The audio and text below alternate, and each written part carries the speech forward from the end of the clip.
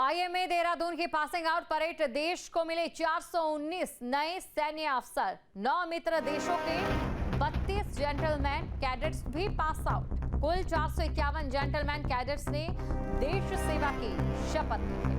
IMA Dehradun की passing out parade में देश की सेना को 419 जाबाज अफसर मिल गए हैं। हमारे देश के साथ ही 9 मित्र देशों के 32 जेंटलमैन कैडेट भी पास आउट हुए हैं और ये भविष्य में अपने देश की सेनाओं की कमान संभालेंगे। इस तरह विदेशी कैडेट्स को मिलाकर भारतीय सैन्य अकादमी से इस बार पास आउट होने वाले जेंटलमैन कैडेट्स की कुल संख्या 451 रही। तो तस्वीरें आपके सामने हैं और कैडेट अवार्ड जो मिले हैं उसके बारे में भी आपको जानकारी दे देते हैं। कैडेट अवार्ड जो दिए गए हैं, Kapil TS silver cadet award इन्हें दिया गया है। इसके साथ ही आकाश भदौरिया जिन्हें टीजी सिल्वर मिला है और साथ ही Keran company chief of army staff banner को लेकर भी जो अवार्ड है। आपको ये जानकारी दे दें कि Anil Nehra sword of honour of silver medal. इसके अलावा ये जो नाम है आपकी टीवी स्क्रीन पर, रोनित रंजन को गोल्ड मेडल मिला है। बात करेंगे केदारनाथ धाम की, जहां पर आस्था का महासैलाब उमड़ रहा है। बाबा केदार के दरबार में भक्तों की अपार भीड़ लग चुकी है। अगर बात सिर्फ और सिर्फ 42 दिन की करें तो 10 लाख श्रद्धालु यहां पर पहुंच चुके हैं। केदारनाथ धाम बाबा केदारनाथ के दर्शन को अपार भीड़ उमड़ रही है। 4 धाम यात्रा में एक नया रिकॉर्ड अब स्थापित हो चुका है। तो केदारनाथ धाम की 2025 की यात्रा इस बार एक नया इतिहास रच रही है। यात्रा के केवल 42 दिनों में ही 10 लाख से ज्यादा श्रद्धालु बाबा केदार के दर्शन कर चुके हैं। तमाम मौसम संबंधी कठिनाइयों के बावजूद श्रद्धालुओं का उत्साह थमने का नाम नहीं ले रहा। ये संख्या पिछले सभी वर्षों के मुकाबले अब तक की सबसे ज्यादा बताई जा रही है। बाबा केदारनाथ के कपाट इस साल 2 मई को श्रद्धालुओं के लिए खोले गए थे और तभी से लगातार भक्तों का सैलाब यहां पर उमड़ रहा है। प्रतिदिन हजारों की संख्या में श्रद्धालु दर्शन के लिए धाम में पहुंच रहे हैं। तस्वीरें आपके सामने हैं और देखिए लगातार बढ़ती संख्या, लेकिन बावजूद उसके किसी भी तरीके की अगर कोई अव्यवस्था सामने नहीं आ रही है तो सरकार की ओर से जो तैयारी की गई है वो काबिल तारीफ है, इसी बात को दर्शा रही है। कई बिंदुओं में आपको समझाते हैं सरकार की ओर से किस तरीके से जो तैयारी थी वो की गई थी। 3 चरणों में सरकार ने इस बार 4 धाम यात्रा की तैयारी की थी। सबसे पहले चरण की अगर बात करें तो उसमें स्वास्थ्य, लोगों के रुकने, टोकन और भीड़ को नियंत्रित करने को लेकर जो प्लान बनाए गए थे वो आता है और दूसरे में जो लोग हैं, स्थानीय लोग हैं, उनके द्वारा किस तरीके से जो यहाँ पर जो यात्री पहुँच रहे हैं उनकी मदद की जा रही है या फिर किस तरीके से वो अपनी आय का जो साधन है वो बढ़ा रहे हैं, चाहे उसमें वोकल फॉर लोकल का नाम शामिल किया जाए या फिर बाकी जो सेवाएं हैं ट्रैफिक को लेकर उनका जिक्र किया जाए, इसको लेकर व्यवस्था की गई थी जिसमें टोकन की व्यवस्था भी थी।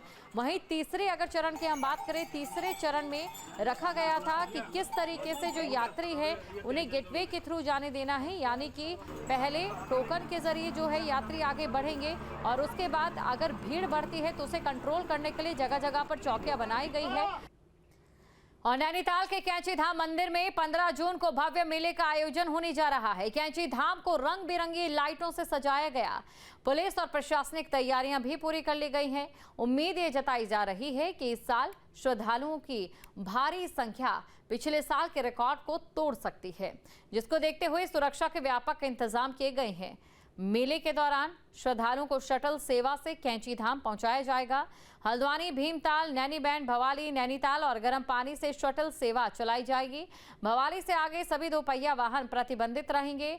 बुजुर्ग, बीमार और दिव्यांग के लिए 2 अतिरिक्त शटल सेवा लगाई गई है जो उन्हें मंदिर के गेट तक पहुंचाएगी। तो यहाँ पर भीड़ को नियंत्रित करने के लिए ये कुछ कदम उठाए गए हैं, जिसमें जो सबसे महत्वपूर्ण है 2 पहिया वाहनों को रोक दिया जाएगा और शटल सेवा के जरिए यहाँ पर धाम पर लोग पहुंचेंगे।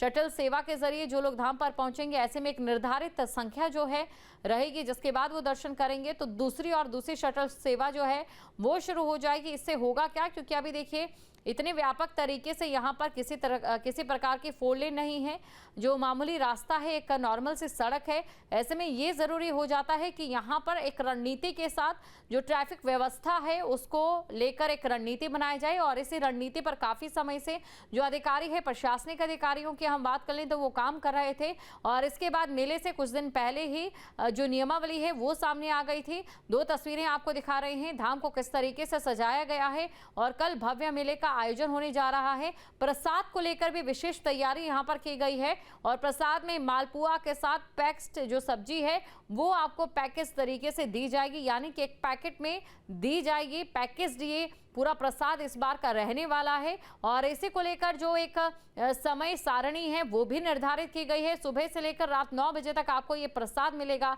2 तस्वीरें आपको दिखा रहे हैं। 15 जून का इंतजार है श्रद्धालुओं को, जब यहाँ पर श्रद्धा का सैलाब उमड़ पड़ेगा।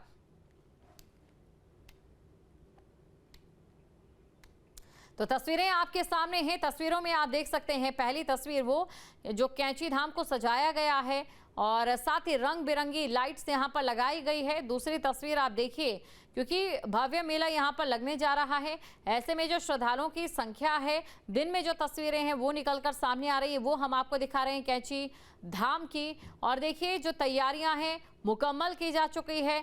अब जो तैयारियां की गई है जमीनी स्तर पर कल किस तरीके से देखी जाती है। वीकेंड की अगर बात करें तो पिछले हफ्ते आपने देखा था किस तरीके से 2 से 3 घंटे का जो सफर है वो 7 से 8 घंटे में पूरा हो रहा था, जिसकी वजह से लोगों को काफ़ी दिक्कतों का सामना करना पड़ रहा था। और ये जो प्लान बनाया गया है सिर्फ और सिर्फ कैंची धाम के लिए नहीं, बल्कि कैंची धाम से आगे जो लोग जाते हैं, जिनकी जो मंजिल है आगे है, उनके लिए भी बनाया गया है।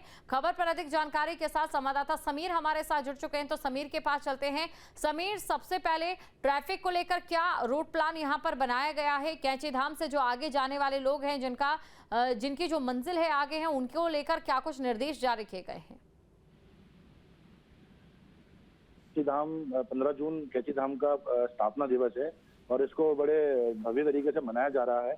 और हर वर्ष की तरह इस बार भी जो भक्त हैं वो कैंची धाम के लिए और प्रसाद पाने के लिए, और इस अनुमान लगाया जा रहा है कि श्रद्धालुओं की संख्या 1.5 लाख से 2 लाख के बीच रहेगी, जिसको लेकर पूरी जो तैयारियां हैं वो प्रशासन और पुलिस और ट्रैफिक की देखिए और के मुकाबले ली गई है, क्योंकि इस बार कोई भी वाहन जो है वो कैंची धाम के लिए नहीं जाएगा। केदारनाथ यात्रा को लेकर पुलिस इस समय पूरे तरीके से अलर्ट मोड में है। हूटर बजाकर ओवरटेक करने वाली गाड़ी को सीज किया गया। ध्वनि प्रदूषण फैलाने वालों पर भी ताबड़तोड़ कार्रवाई की जा रही है। सीतापुर सोनप्रयाग मार्ग पर नियम तोड़ने वाले वाहन को पकड़ा गया है। चारधाम सीजन में अनुशासन भंग करने वालों पर पैनी नजर है प्रशासनिक अधिकारियों की, पुलिस की। तस्वीरें आपके सामने, तस्वीरों में आप देख सकते हैं गाड़ी जिस पर विधायक लिखा हुआ है। हूटर बजाकर ये गाड़ी जब यहाँ पर नियम तोड़ती हुई दिखाई दी तो पुलिस की ओर से इस गाड़ी को सीज कर लिया गया है। तो केदारनाथ यात्रा में जहां एक और हर दिन देश भर से हजारों श्रद्धालु बाबा के दर्शन के लिए पहुंच रहे हैं, वहीं कुछ लोग यात्रा अनुशासन को तोड़कर अन्य यात्रियों को परेशान कर रहे हैं। इस बीच ऐसे वाहन जो हूटर का गलत इस्तेमाल कर ध्वनि प्रदूषण फैला रहे हैं और यात्रियों की सुरक्षा से खिलवाड़ कर रहे हैं, उन्हें चिन्हित कर कार्रवाई की जा रही है। जहाँ भक्ति है हर शब्द में, कथाओं में छुपे हैं दिव्य रहस्य और ज्योतिष देता है जीवन को दिशा। धर्म से जुड़ी हर बातों को जानने के लिए हमारे चैनल स्तुति को सब्सक्राइब करें। चैनल पर जाने के लिए इस लिंक पर क्लिक करें।